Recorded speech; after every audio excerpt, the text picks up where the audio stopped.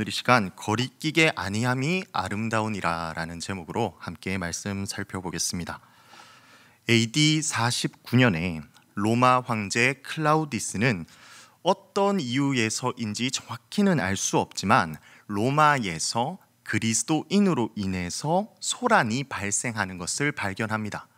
로마 통치자에게 이렇게 소란이 발생하는 것은 너무나 예민하고 민감한 문제였고, 그들은 단순히 이것을 사회적인 일로 판단하지 않고 정치적인 위협으로 이것을 판단했습니다.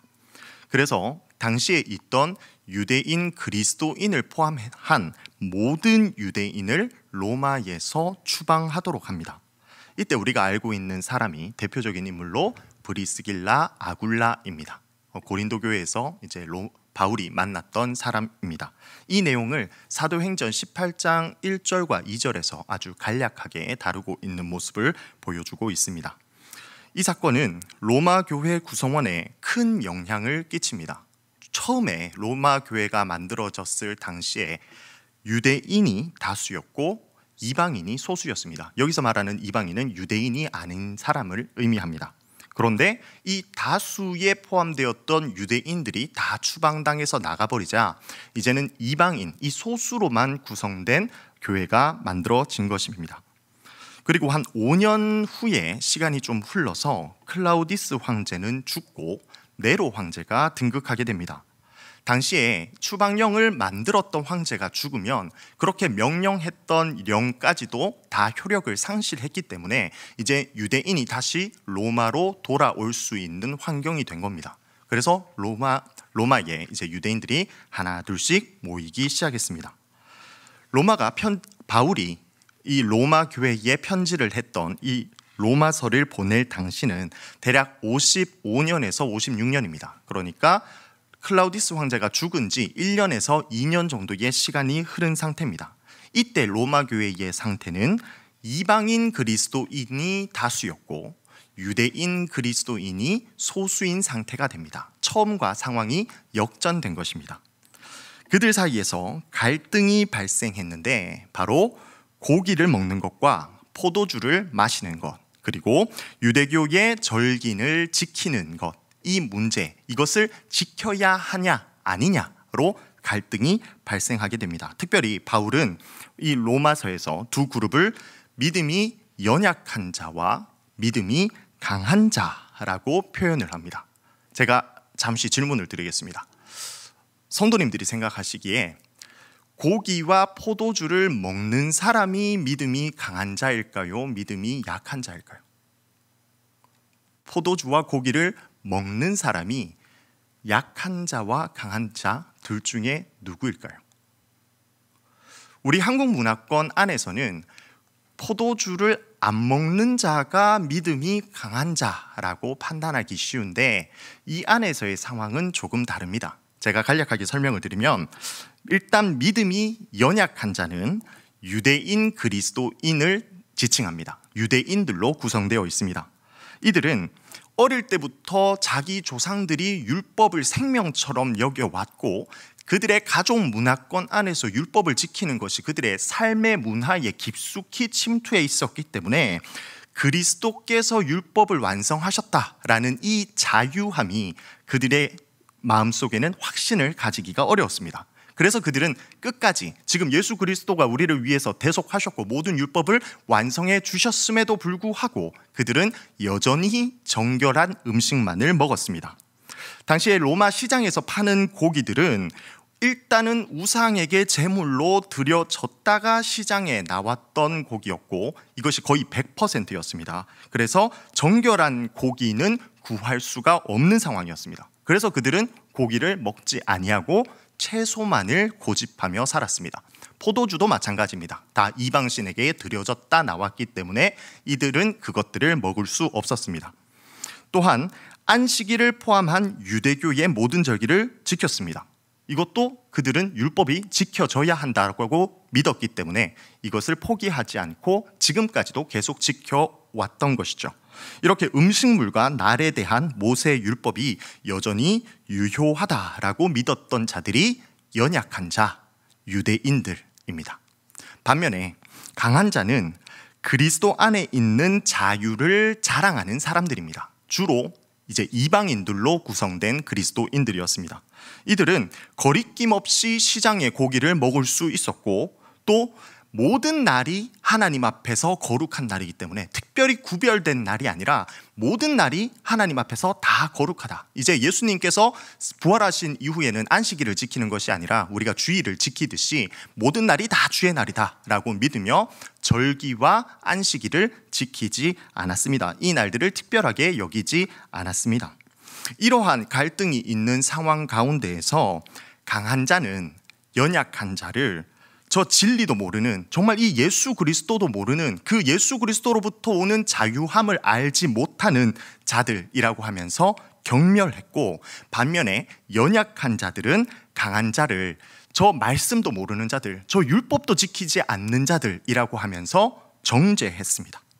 그들이 서로 같이 있으면서 먹는 것들을 같이 공유하지 않았다면 좀 덜 싸웠을 텐데, 당시 가정교회의 모임은 반드시 식탁교제, 애찬식을 포함하는 형태로 예배를 드렸습니다. 그래서 음식으로 인한 분열이 불가피한 그런 상황이었고, 때문에 아주 심각한 갈등을 야기할 수밖에 없었습니다. 자, 이러한 상황에 우리 성도님들은 어떻게 생각하십니까? 어떻게 하는 것이 옳은 것이다 라고 판단이 되십니까? 사실 상식적으로 생각한다면 믿음이 강한 자가 옳다, 그러니까 믿음이 연약한 자는 믿음이 강한 자의 의견을 따라가야 한다라고 생각하기 쉬운데, 그러한 환경 가운데에서 바울은 이것을 강압적이나 혹은 단순하게 이 문제를 해결하지 않았습니다. 오늘 본문 가운데서 바울이 누구에게 어떻게 하라는 것을 보고 이 내용을 자신에게 잘 적용할 수 있었으면 좋겠습니다. 우리가 오늘 본문을 14장 13절에서 21절까지 읽었는데 14장 전체와 15장 13절까지 사실 이게 한 맥락으로 흘러가는 본문입니다. 제가 그 부분을 조금 간략하게 다루면서 함께 보도록 하겠습니다. 우선 로마서 14장 3절 말씀 우리 함께 읽겠습니다. 시작. 먹는 자는 먹지 않는 자를 업신여기지 말고 먹지 않는 자는 먹는 자를 비판하지 말라. 이는 하나님이 그를 받으셨음이라. 아멘. 먼저 바울은 서로에게, 양쪽 모두에게 업신여기지도 말고 비판하지도 말라, 이렇게 이야기를 합니다. 그리고 이어서 그 이유를 세 가지를 들어서 설명을 해줍니다. 첫 번째는 4절에 나오는 그 종을 세우시는 권능이 주님께 있기 때문입니다. 하나님이 그 양쪽 모두를 다 받으신 상태입니다. 그래서 양쪽 모두가 다 하나님의 종이 되어 있는 상태입니다. 그런데 한쪽이 한쪽을 비판한다는 것은 감히 지금 하인 주제에 남의 하인을 비판하는 그러한 상황에 있는 것과 다름이 없다는 말입니다. 이 하인이 서고 혹은 넘어지는 것은 주인의 권리에 있습니다. 주인이 이 종으로 하여금 세울 수도 있고 혹은 세우지 못하게 하는데 지금은 다 종으로 세워진 상태라는 말입니다. 그리고 그 주인이 곧 하나님이기 때문에 하나님이 이 종을 세우고 있는 상태입니다. 하나님이 인정하셨다는 말이죠. 그런데 우리가 감히 그를 부정한다는 것은 하나님의 뜻을 부정하는 것과 마찬가지이기 때문에 감히 우리가 비판할 수도 업신여길 수도 없다라고 이야기합니다. 두 번째는 6절에 나오는 양쪽 다 주를 위해서 살기 때문입니다. 6절부터 해서 쭉 이어지는 말씀이 있습니다. 자, 먹지 않는 자들, 그러니까 믿음이 연약한 자들, 유대인들 왜 먹지 않습니까? 이들이 살이 너무 쪄서 자기 건강 관리한다고 다이어트 하기 위해서 먹지 않습니까? 아니면 이들이 자신의 신념 가운데에서 고기를 먹으면 안 된다, 혹은 그 채식주의를 주장하기 위해서 이것을 먹지 않는 것 아닙니다. 그들이 먹지 않는 것은 주님을 위해서 먹지 않습니다. 그들이 판단했을 때 율법대로 사는 것이 하나님께서 기뻐하시는 삶의 방법이다라고 판단해서 주님을 기쁘시게 하기 위하여, 하나님의 영광을 위하여 그들은 먹지 않고 있는 상황입니다. 마찬가지로 먹는 자는 그러면 왜 먹습니까? 그들은 단순히 자신의 욕심을 채우기 위해서 식탐이 많아서 그것을 와구와구 먹는 그런 상태입니까? 그렇지 않습니다. 그들은 그리스도로 인한 자유함을 세상 앞에 자랑하고 또 그 자유함을 감사함으로 드러내기 위해서 그들은 음식을 먹는 겁니다. 이것 또한 다 주님을 위해서 먹는 겁니다. 비록 양쪽의 행동의 표현은 달랐지만 두 그룹 모두 그 먹고 먹지 않음의 동기와 의도가 다 하나님께 영광 돌리기 위해서 그렇게 행했던 것입니다. 이 양쪽 교인 모두가 주를 위해서 살고 양쪽 모두가 주를 위해서 죽기 때문에 우리는 다 주의 것이다. 그래서 서로가 비판할 필요가 없다라고 이야기하는 것이죠. 그리고 마지막 세 번째로는 이제 10절 이후에 나오는데 하나님의 심판대 앞에 서게 될 것이기 때문입니다. 지금은 각자 기준대로 판단합니다. 각자의 생각대로 옳은 기준을 세워서 이것이 옳다고 판단하며 마찬가지로 반대쪽에 있는 사람은 비판합니다. 그러나 우리의 지혜는 한없이 제한적이고 연약합니다. 최종적으로 하나님 앞에 하나님의 심판대 앞에 설 것인데 마지막 날에 자기 일에 대해서 하나님 앞에서 우리는 모두 다 해명해야 할 그러한 입장이 있다는 것이죠. 때문에 지금 현재 우리가 가지고 있는 그 옳고 그른 그 모든 기준들이 그러한 모든 섣부른 판단이 하나님 앞에서는 아무런 의미가 없는 것이다. 그래서 우리는 지금 현재 비판하고 업신여길 필요가 없다. 이렇게 이야기합니다. 그렇게 바울이 양쪽 모두에게 호소한 후에 이제 바울은 믿음이 강한 자 쪽에다가 얼굴을 돌려서 권면을 합니다. 그 이유는 강한 자에게 더 무거운 책임이 있기 때문입니다. 우리 13절 말씀 함께 읽겠습니다. 시작. 그런즉 우리가 다시 서로 비판하지 말고 도리어 부딪힐 것이나 거칠 것을 형제 앞에 두지 아니하도록 주의하라. 자, 믿음이 강한 자에게 이 전통에 집착하고 있는 연약한 형제, 그러니까 믿음이 연약한 자는 다소 편협해 보이기 쉬웠습니다. 여전히 옛것을 추구하고 있는 그런 우둔한 자로 보이기 쉬웠죠. 그래서 이 믿음이 강한 자들이 전통주의자 앞에서 자기 자유를 자랑했습니다. 막 일부러 율법적으로 부정한 음식을 그들 앞에서 먹기도 했지요. 사실은 바울도 믿음이 강한 자의 입장입니다. 어떻게 알 수 있냐면 14절 보시면 무엇이든지 스스로 속된 것이 없다라고 바울이 이야기도 하고요. 그 다음 15장 1절을 보시면 믿음이 강한 우리는 이라는 표현이 있습니다. 그러니까 바울이 믿음이 강한 쪽에 있는 자신의 생각이 강한 쪽에 있다라는 것을 직접적으로 드러내고 있습니다. 이것이 신학적으로 옳다라는 것을 입증해주는 사실이죠. 그러나 이 원리를 이러한 신학적인 내용들을 수용하는데 어려움을 느끼고 있는 그리스도인이 있다는 사실을 믿음이 강한 너희는 인정해 줄 수 있어야 한다는 겁니다. 유대인 관습 아래서 오랫동안 살아왔던 그리스도인, 그들의 삶 가운데 뿌리 내린 그 확신을 바꾸는 것이 결코 단시간에 이루어지지 않는다는 거죠. 쉽지 않다는 말입니다. 그래서 바울은 이 연약한 자들을 가르치고 설득하려고 노력하지 말고 논쟁하지 말고 오히려 연약한 형제의 양심을 배려해 주어야 한다. 믿음이 강한 자들이 배려해 주어야 한다라고 주장합니다. 또 그 이유는 두 가지로 밝히고 있습니다. 첫 번째는 자유보다는 형제의 사랑이기 때문입니다. 14장 15절 말씀 제가 읽겠습니다. 만일 음식으로 말미암아 내 형제가 근심하게 되면 이는 내가 사랑으로 행하지 아니함이라. 그리스도께서 대신하여 죽으신 형제를 내 음식으로 망하게 하지 말라.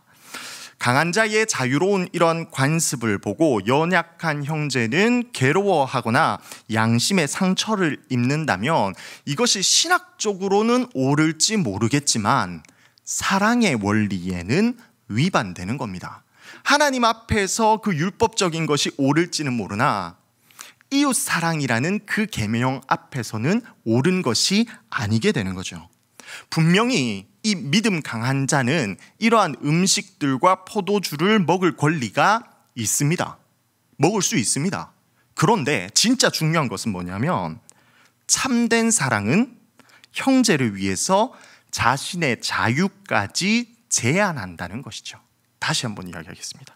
참된 사랑은 형제를 위해서 자신의 자유까지 제한하는 것입니다. 이게 진짜 사랑이라는 거죠.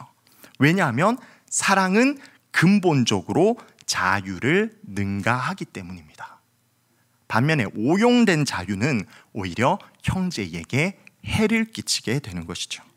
그래서 고기도 먹지 않고 포도주도 마시지 않고 형제를 거리끼게 하는 것은 아니함이 아름다우니라. 오늘 설교의 제목입니다. 포도주 먹지 않고 고기도 먹지 않는 것, 형제를 거리끼게 아니하는 것이 옳다, 이게 정답이다 라고 이야기하는 게 아니라 이것이 하나님 보기에 아름답다라고 하는 거죠. 지금 옳고 그름의 문제를 넘어선 겁니다. 그냥 사랑으로 이들을 감싸주는 것이 참으로 하나님께서 기뻐하시는 선택이라는 말이죠. 두 번째, 불신자에게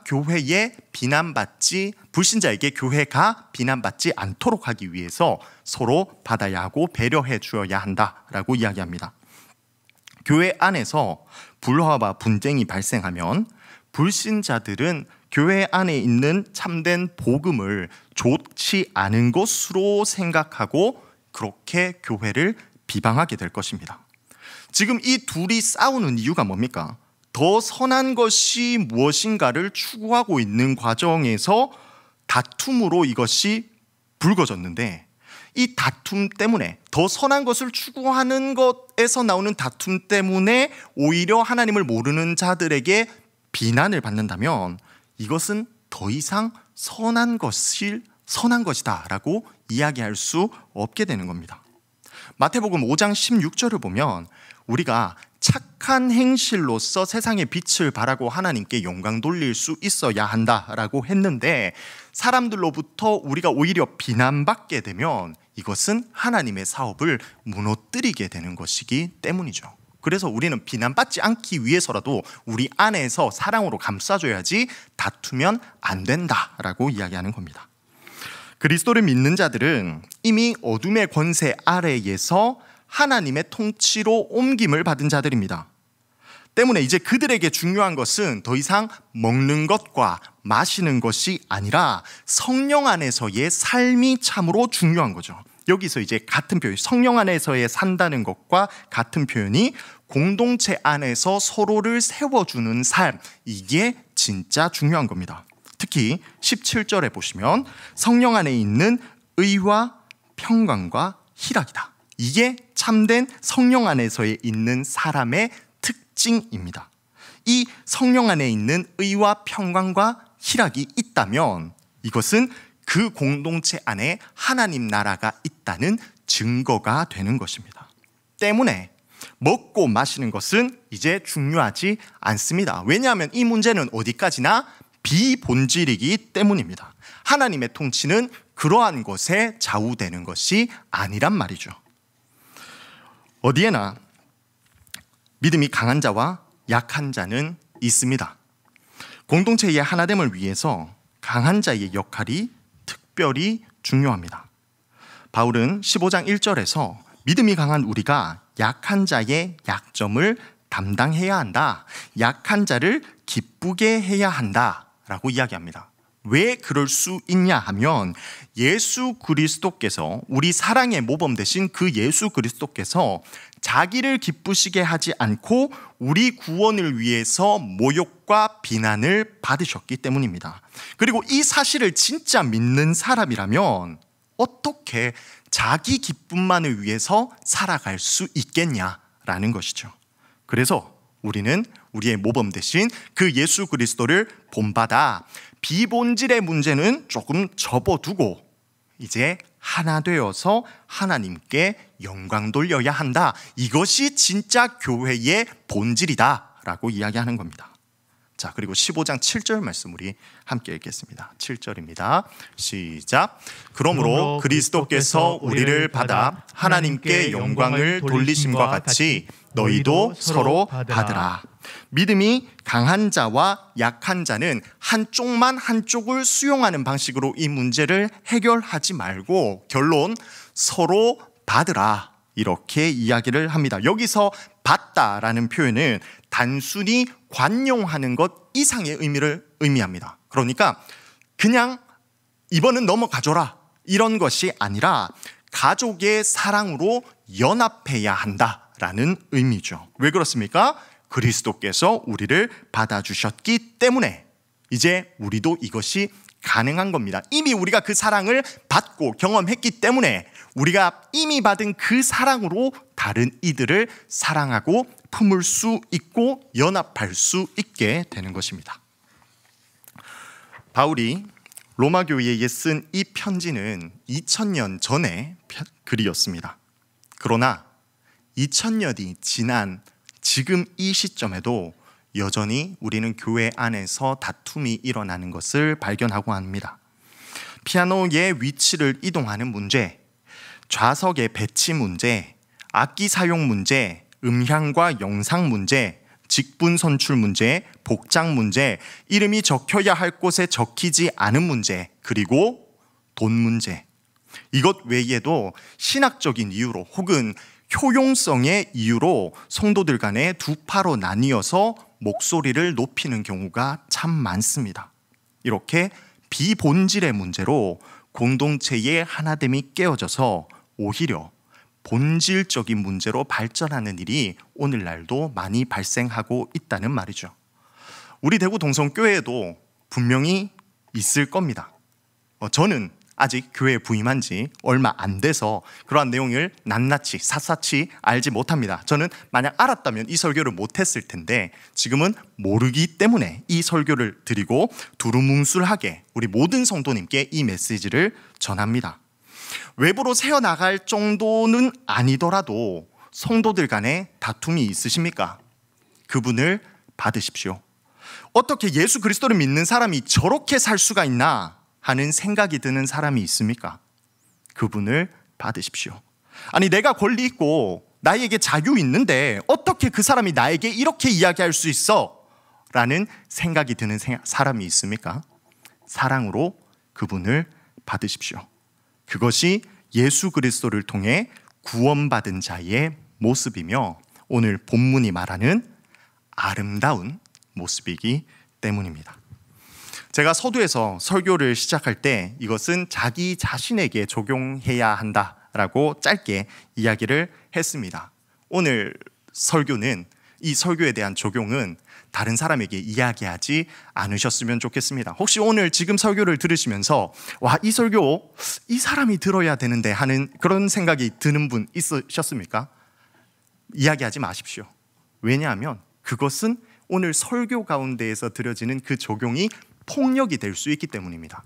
그러니까 다른 사람, 누군가 생각해서 당신이 나를 이 설교 듣고 좀 받으십시오 하는 그러한 마음으로 이야기하지 마시고 철저하게 본인 가운데 이 말씀을 받으셔서 지금 내 마음 가운데 불편하게 하고 있는 그 누군가가 있다면 오늘 기도하는 시간을 가운데 예수 그리스도께 사랑을 받아 그 사랑으로 그 사람을 용납하고 받을 수 있는 그러한 시간이 되었으면 좋겠습니다.